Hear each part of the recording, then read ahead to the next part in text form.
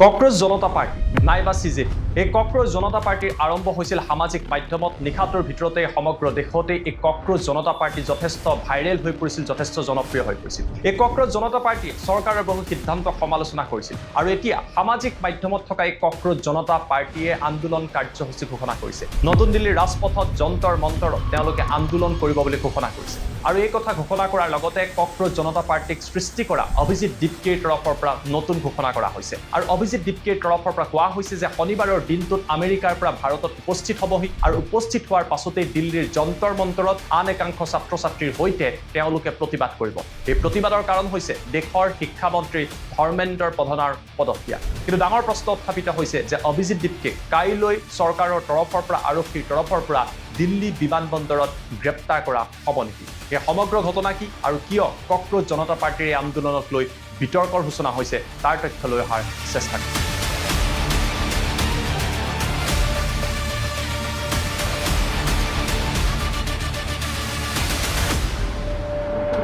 নমস্কাৰ মই জ্যোতিদীপ বৈশ্য কক্ৰোচ জনতা পাৰ্টিয়ে প্ৰতিবাদী কাৰ্যসূচী ঘোষণা কৰাৰ লগে লগেই চৰকাৰৰ তৰফৰ পৰা বিজেপিৰ তৰফৰ পৰা ইয়াক সমালোচনা কৰা হৈছে ভাৰতীয় জনতা পাৰ্টিয়ে ক'ব বিচাৰিছে যে দেশক অস্থিৰ কৰাৰ বাবে কক্ৰোচ জনতা পাৰ্টিৰ তৰফৰ পৰা এই কাম কৰা হৈছে আনকি বিজেপিৰ মন্ত্ৰী কিৰেণ ৰিজিজুৰ তৰফৰ পৰা অভিজিত দীপকে আৰু কক্ৰোচ জনতা পাৰ্টিক পাকিস্তানী আখ্যা দিয়া হৈছে জৰ্জ সৰোজৰ তেওঁলোকক লিংক বুলি আখ্যা দিয়া হৈছে আৰু এইদৰে কক্ৰোচ জনতা পাৰ্টিক সমালোচনা কৰা হৈছে এটা কথা সুনিশ্চিত যে কক্ৰোচ জনতা পাৰ্টিৰ ওপৰত আগন্তুক সময়ত চৰকাৰে কঠোৰ ব্যৱস্থা গ্ৰহণ কৰিব সেয়া হয়তো উমান পোৱা গৈছে ইতিমধ্যে এক্সত থকা কক্ৰোচ জনতা পাৰ্টিৰ মূল যি হেণ্ডেল সেয়া ভাৰত চৰকাৰে ছাছপেণ্ড কৰি দিছে দেশ বিৰোধী কাৰ্যকলাপত লিপ্ত থকাৰ অভিযোগত এই টুইটাৰ হেণ্ডেল বন্ধ কৰি দিয়া হৈছে অৱশ্যে ইয়াৰ পাছতো কক্ৰোচ জনতা পাৰ্টিয়ে নিজৰ আন এক হেণ্ডেল সৃষ্টি কৰিছে য'ত যথেষ্ট সংখ্যক লোক একত্ৰিত হোৱা পৰিলক্ষিত হৈছে এইবাৰ আমি আপোনালোকক ক'ব বিচাৰিছোঁ কক্ৰোচ জনতা পাৰ্টিৰ ফাউণ্ডাৰ অভিজিত দীপকেৰ কথা অভিজিত দীপকে আমেৰিকাৰ বষ্টনত আছিলে অভিজিত দীপকেৰ তৰফৰ পৰা কিছুদিন আগত এটা ভিডিঅ' প্ৰস্তুত কৰা হয় আৰু এই ভিডিঅ'ত অভিজিত দীপকে উল্লেখ কৰে যে তেওঁ আমেৰিকাৰ পৰা ভাৰতলৈ আহিব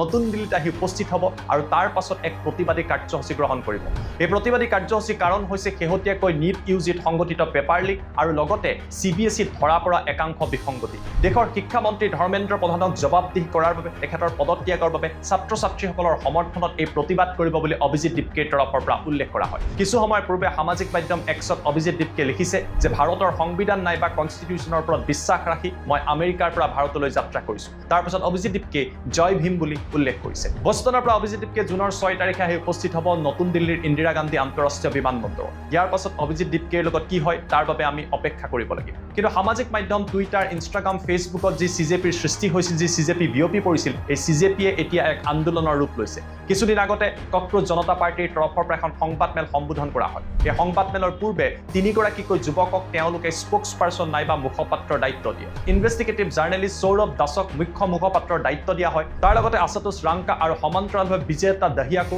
দায়িত্ব দিয়া হয় মুখপাত্ৰ এই তিনিগৰাকীয়ে দিল্লীৰ কনষ্টিটিউশ্যন ক্লাবত এখন সংবাদমেলৰ আয়োজন কৰে আৰু এই সংবাদমেলতেই কক্ৰোচ জনতা পাৰ্টিৰ পৰৱৰ্তী কাৰ্যসূচীৰ কথা তেওঁলোকে উল্লেখ কৰে সাংবাদিকে তেওঁলোকক প্ৰশ্ন কৰে যে দিল্লীত কোনো এটা প্ৰতিবাদ কৰাৰ পূৰ্বে বা যিকোনো প্ৰতিবাদ কৰাৰ পূৰ্বে আৰক্ষীৰ পৰা আপোনালোকে অনুমতি ল'ব লাগে সেই অনুমতি আপোনালোকে লৈছে নে নাই ইয়াৰ উত্তৰত কক্ৰোচ জনতা পাৰ্টিৰ তৰফৰ পৰা কোৱা হয় যে অভিজিত দীপকে নতুন দিল্লীত আহি উপস্থিত হ'ব ইয়াৰ পিছত তেওঁ পোনে পোনে বিমানবন্দৰৰ পৰা থানালৈ যাব আৰু তাৰ পাছতহে প্ৰতিবাদৰ বাবে অনুমতি গ্ৰহণ কৰিব কিন্তু বহুতে প্ৰশ্ন কৰিব বিচাৰিছে যে অনুমতি নোলোৱাকৈ এইদৰে প্ৰতিবাদ কৰাটো কিমান দূৰ ন্যায়সংগত কিয়নো এই আন্দোলনত যথেষ্ট সংখ্যক ছাত্ৰ ছাত্ৰী থাকিব আৰু অনুমতি নোলোৱাকৈ যদি প্ৰতিবাদ কৰা হয় আৰু তাৰ ফলত যদি আইন শৃংখলাজনিত পৰিৱেশৰ সৃষ্টি হয় তাৰ বাবে দায়ী কোন হ'ব এনে বহু প্ৰশ্নৰ মাজত কক্ৰোচ জনতা পাৰ্টিৰ তৰফৰ পৰা কোৱা হৈছে যে তেওঁলোকে গণতান্ত্ৰিকভাৱে সংবিধানৰ নিয়ম মতে আৰু সম্পূৰ্ণ শান্তিপূৰ্ণভাৱে এই প্ৰতিবাদ কৰিব এই প্ৰতিবাদ দেশৰ ভৱিষ্যত প্ৰজন্মৰ বাবে কৰা হৈছে CBSEৰ বিষয়াসকলক বদলি কৰা হৈছে যদিও চৰকাৰৰ তৰফৰ পৰা শিক্ষা মন্ত্ৰীৰ ওপৰত কোনো ব্যৱস্থা লোৱা নাই এই সমগ্ৰ ক্ষেত্ৰত জবাবদিহি কৰাৰ প্ৰয়োজন আছে এটা চিষ্টেমত চলি থকা লুপ হলছবিলাকে কিদৰে ছাত্ৰ ছাত্ৰীৰ ভৱিষ্যত ধ্বংস কৰিছে তাৰ ওপৰত গুৰুত্ব দিয়াৰ প্ৰয়োজন আছে আৰু সেইবাবেই কক্ৰোচ জনতা পাৰ্টিৰ তৰফৰ পৰা এই প্ৰতিবাদী কাৰ্যসূচী লোৱা হৈছে বুলি ঘোষণা কৰা হৈছে অৱশ্যে বিজেপিৰ সমৰ্থক আৰু নেতাসকলে কক্ৰোচ জনতা পাৰ্টিক সমালোচনা কৰিছে তেওঁলোকৰ তিনিগৰাকী মুখপাত্ৰকো সমালোচনা কৰা হৈছে বিভিন্ন সময়ত ভাৰত বিৰোধী তেওঁলোকে মন্তব্য কৰে বুলি সমালোচনা কৰি থকা হৈছে এই সমালোচনাৰ উত্তৰত কক্ৰোচ জনতা পাৰ্টিৰ তৰফৰ পৰা কোৱা হৈছে যে তেওঁলোকক লৈ একাংশ লোকে ভয় খাইছে আৰু তাৰ বাবেই এক অপপ্ৰচাৰৰ সৃষ্টি কৰিব বিচৰা হৈছে কিন্তু এটা ডাঙৰ প্ৰশ্ন উত্থাপিত হৈছে অনুমতি নোলোৱাকৈ প্ৰতিবাদী কাৰ্যসূচী গ্ৰহণ কৰাৰ আগতে অভিজিত দীপকে তথা কক্ৰোচ জনতা পাৰ্টিৰ আন লোকসকলক আৰক্ষীয়ে গ্ৰেপ্তাৰ কৰিব নেকি আৰু তেওঁলোকে সেই কথা আগতীয়াকৈ গম পায় নেকি বিজেপিৰ তৰফৰ পৰা কোৱা হৈছে যে গ্ৰেপ্তাৰ হ'ব বুলি জনাৰ পাছতো তেওঁলোকে আন্দোলনৰ কাৰ্যসূচী ঘোষণা কৰিছে কোনো ধৰণৰ অনুমতি লোৱা নাই আৰু ইয়াৰ জৰিয়তে এটা পাব্লিচিটি ষ্টাণ্ট কৰি সমগ্ৰ দেশতেই জনপ্ৰিয় হোৱাৰ চেষ্টা কৰিছে কিন্তু কক্ৰজ জনতা পাৰ্টিয়ে কৈছে যে ছাত্ৰ ছাত্ৰীসকলৰ এই সমস্যাৰ বাবে তেওঁলোকে গণতান্ত্ৰিক পদ্ধতিৰে আন্দোলন কৰিব আৰু তাৰ বাবে আৰক্ষীৰ ওচৰত গৈ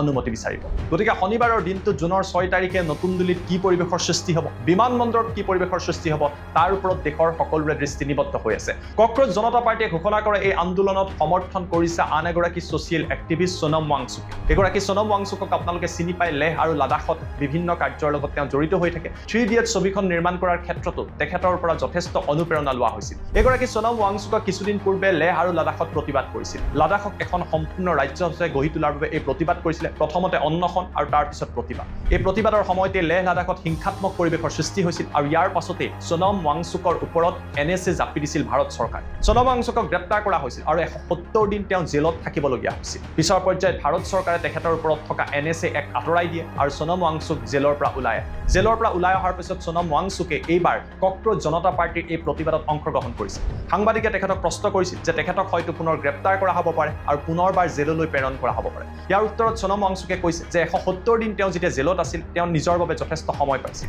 তেওঁ জেলৰ ভিতৰত মেডিটেশ্যন কৰিছিল তেওঁ জেলৰ ভিতৰত কিতাপ পঢ়িছিল শাৰীৰিক কচৰৎ কৰিছিল আৰু নিজকে বিশ্লেষণ কৰিছিল তেওঁ কৈছে দেশৰ ভালৰ বাবে জনতাৰ উদ্ধাৰৰ বাবে প্ৰতিবাদ কৰি যদি জেলত যাবলগীয়া হয় তাত তেওঁৰ কোনো আক্ষেপ নাই অৰ্থাৎ সোনম ৱাংচুক সাজু হৈ আছে গ্ৰেপ্তাৰ হৈ জেলত যোৱাৰ বাবে কিন্তু তেওঁ এটা কথা উল্লেখ কৰিছে যে শান্তিপূৰ্ণভাৱে এই প্ৰতিবাদ হ'ব আৰু গণতান্ত্ৰিকভাৱে ধৰ্মেন্দ্ৰ প্ৰধানৰ পদত্যাগ দাবী কৰি তেওঁ প্ৰতিবাদ কৰিব এইদৰে কক্ৰজ জনতা পাৰ্টিয়ে এতিয়া যথেষ্ট সমৰ্থন পোৱা পৰিলক্ষিত হৈছে দাক্ষিণাত্যৰ অভিনেতা প্ৰকাশ ৰাজৰ তৰফৰ পৰাও কক্ৰজ জনতা পাৰ্টিৰ আন্দোলনক সমৰ্থন কৰা হৈছে প্ৰকাশ ৰাজে কৈছে যে সময় পালে তেওঁ আন্দোলনত অংশগ্ৰহণ কৰিব কেৱল সিমানেই নহয় দিল্লী বিশ্ববিদ্যালয়ৰ ছাত্ৰ সন্থাৰ প্ৰাক্তন যিগৰাকী সভাপতি আছিলে তেখেতৰ তৰফৰ পৰাও এই আন্দোলনক সমৰ্থন কৰা হৈছে মুঠৰ ওপৰত কক্ৰজ জনতা পাৰ্টিয়ে সামাজিক মাধ্যমৰ পাছত এতিয়া ৰাজপথলৈ ওলাই আহিব বিচাৰিছে আৰু এই ক্ষেত্ৰত যথেষ্ট সমৰ্থন লাভ কৰা পৰিলক্ষিত হৈছে এতিয়া শনিবাৰৰ দিনটো দেশৰ বিভিন্ন প্ৰান্তৰ পৰা ছাত্ৰ ছাত্ৰীসকল সঁচাকৈ নতুন দিল্লীৰ যন্তৰ মন্ত্ৰত অহা আৰম্ভ কৰিব নেকি আৰু এই ক্ষেত্ৰত চৰকাৰে অনুমতি দিব নে নিদিয়ে কিয়নো যদি ছাত্ৰ ছাত্ৰীসকল অহাৰ পিছত অনুমতি দিয়া নহয় তেতিয়াহ'লে পৰিৱেশ পৰিস্থিতি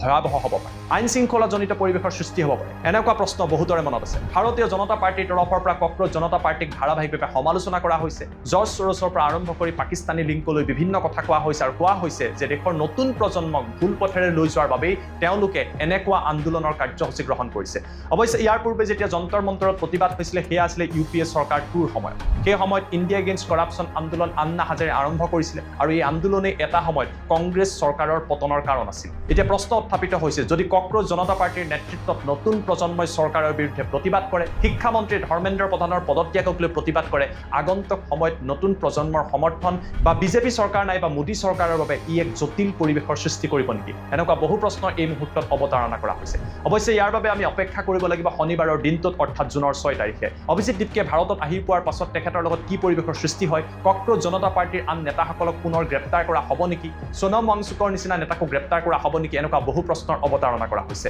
এটা কথা সুনিশ্চিত ছ'চিয়েল মিডিয়াত আৰম্ভ হোৱা এই আন্দোলন এতিয়া ৰাজপথলৈ যাবলৈ গৈ আছে আগন্তুক সময়ত এই আন্দোলনে কি ৰূপ লয় আৰু চৰকাৰে কি ব্যৱস্থা গ্ৰহণ কৰে তাৰ ওপৰত দেশবাসীৰ দৃষ্টি নিবদ্ধ হৈ থাকিব এয়া আছিলে কক্ৰজ জনতা পাৰ্টিৰ নতুন ঘোষণা আৰু তেওঁলোকৰ নেতাৰ নতুন ঘোষণা এই সমগ্ৰ বিষয়টোক লৈ আপোনালোকে কি ভাবে আমাক কমেণ্ট কৰি জনাবলৈ নাপাহৰিব